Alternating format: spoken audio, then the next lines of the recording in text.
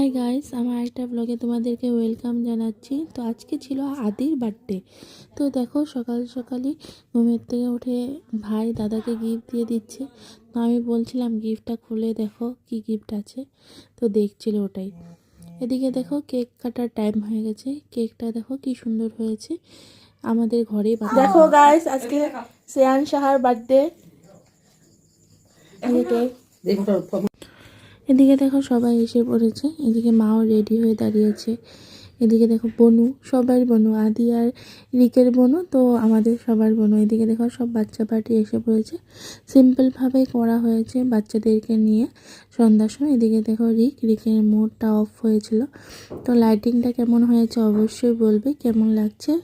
Blue লাইটের মধ্যে আমাকেও দেখিয়ে দিচ্ছে আমাকে কেমন লাগছে, বলবে blue. Happy birthday to you, happy birthday to you, happy birthday dear Adi, happy birthday to you.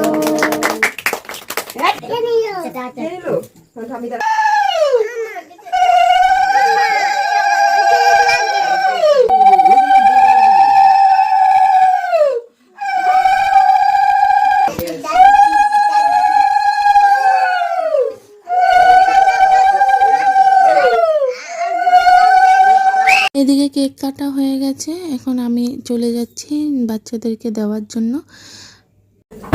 দেখো এখানে আমাদের কেক কাটা হবে এখন সবাইকে দেওয়ার জন্য। সবাইকে কিন্তু দেওয়া হয়ে গেছে। দেখো রিকে বসে বসে কেক খাচ্ছে।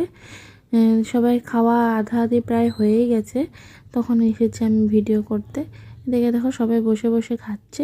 এদিকে দেখো বনু খেলছে। এদিকে ওরা আমি ভিডিও করছি, লজ্জা পাচ্ছে, মুখ লুকিয়ে দিচ্ছে।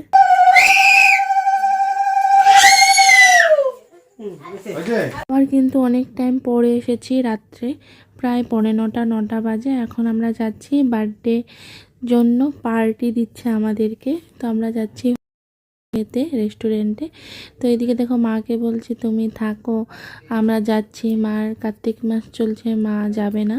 তো এই যে আমরা রেডি হয়ে গেছি, এখন আমরা বের হয়ে গেলাম। এদিকে দেখো দুই ভাই রাস্তার মধ্যে, আমরা টমটমের জন্য দাঁড়িয়েছিলাম, ওরা ডান্স করছে। তো কেমন ওরা ডান্স করছে, কেমন ডান্স করলো অবশ্যই কিন্তু বলবে। তারপরে দেখো ডান্স দেখতে দেখতে কিন্তু আমরা এসে পড়লাম।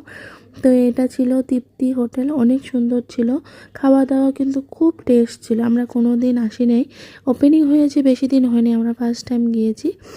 তো ভিতরটা কিন্তু অনেকই সুন্দর ছিল। ওইদিকে দেখো সবাই বসে আছে, কেউ ছিল না, সবাই চলে গেছে, আমরা লাস্ট ছিলাম, সবের থেকে দেরি করে আমরা এসেছি। তবে একটা সিঙ্গার